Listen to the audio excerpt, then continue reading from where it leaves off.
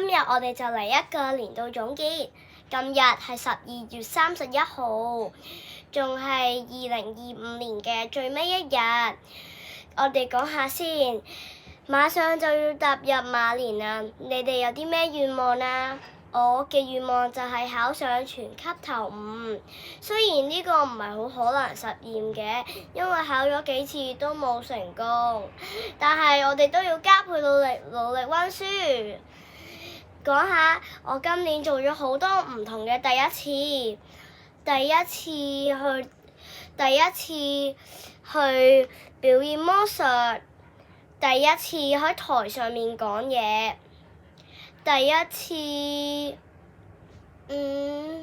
仲有第一次試過喺學校用原子筆做功課，同埋第一次上視藝堂嘅時候用廣告彩。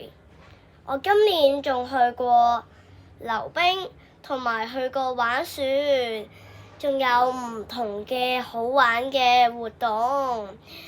今日我哋就到呢度啦，我都要準備返去倒數嘅用具。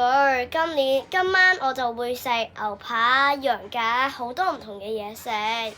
最後喺度祝大家新年快樂，希望大家都心想事成，可以做到成功自己想要嘅願望。新嘅一年，我哋加油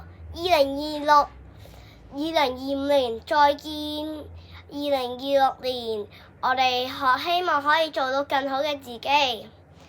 拜拜。